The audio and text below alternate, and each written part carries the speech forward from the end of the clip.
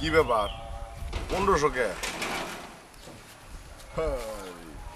এইভাবে হইলো তো বাস বেচা খাইতে হইব। বডিগার্ড। জি স্যার। তোমার এই স্যারের একটা স্যালুট মারো। Okay sir. কেমন?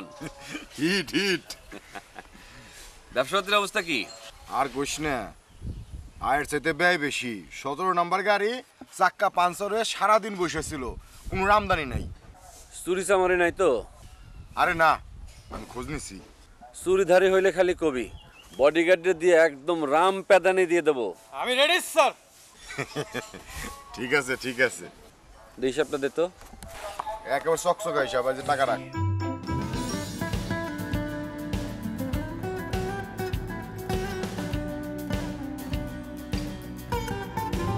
Bodyguard sir.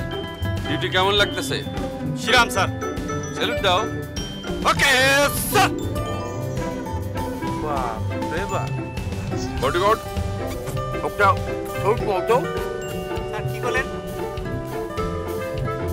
বললাম একটা স্যালুট মারো, সেলফি তুলতেছি। Yes sir.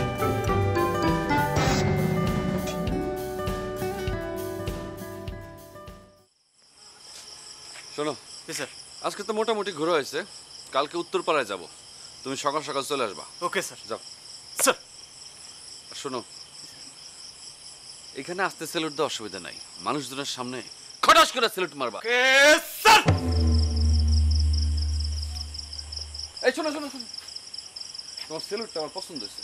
কেন এই 20 টাকা রাখো, বকশিস। স্যার। এতক্ষণে তো বাড়ি ফেরার সময় এলো।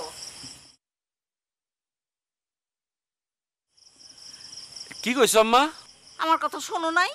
না, বডিগার্ড এত জোরে খাটাস করে স্যালুট মারছে, কানেতে তবদা খেয়ে গেছে গা। এবার কও। এত রাত পর্যন্ত কই আসলি? এত দেরি হইলো কেন? ওই গ্রামে গ্রামে একটু ঘুরে বেড়াইলাম, আমার সাথে বডিগার্ড দেখে তো সবাই একদম টাস্কি খেয়ে গেছে। আমার স্ট্যাটাসও অনেক বাইরে গেছে মা, বুঝছো? যেই বডিগার্ড আমার স্যালুট মারে অমনি লোকজন এসে আমার সাথে সেলফি তোলে, ফেসবুকে অ্যাড হয়। আমার তো ফ্যান ফলোয়ার অনেক বাইরে গেছে। বডিগার্ডের স্যালুট দিয়ে একটা ছবি ফেসবুকে পোস্টও দিয়ে দিছি। 4টা লাইক করছে, 4টা। প্রথমে 1-3টা ছিল, পরেরটা বাইরে গেছে। সবই বাড়ছে, সম্মানও বাড়ছে, লাইকও পড়ে, সবকিছু ঠিক আছে, খালি জ্ঞান বুদ্ধিটাই বাড়ে নাই। জ্ঞান বুদ্ধির আবার কোথায় ঘাটতি পড়লো আম্মা? প্রতিদিন রাত জেগে যে তোমার আম্মা এখানে বসে থাকে তোমার অপেক্ষায়, এটা তোমার কষ্ট লাগে না? মনে হয়, প্রতিদিনই মনে হয়, কিন্তু এই প্রশ্নের উত্তর আমি আজ পর্যন্ত খুঁজে পেলাম না। কেন তুমি প্রতিদিন রাত জেগে আমার জন্য বসে থাকো আম্মা? কেডাই বসে থাকবো? তোমার যে এত করে কই তুমি এখন বিয়ে শাদী করো, ঘর সংসার করো। বিয়া করলে আমার এই জায়গায় বসে তোমার বউ অপেক্ষা করব, আর আমি ঘরে যাই একটু নাক ডেকে শান্তিতে ঘুমাবো। ভুল বললাম আম্মা, তখনও নাক ডেকে ঘুমাইতে পারবা না। এখন থাকো আমার লাগে বসা, আর তখন থাকবা বউ শাশুড়ির অশান্তিতে বসা। দাও না, বউ শাশুড়ির মধ্যে প্রায় যুদ্ধ লাগে, খাটাস খাটাস। হ্যাঁ শোন, সব বউ এক না, সব শাশুড়িও কিন্তু এক না। ওই মাইয়াটা কিন্তু খুব সুন্দর। কোন মায়া? ওই যে জামাই দহন করলো না, তুমি দেখছো? জামাই তো দেখছে।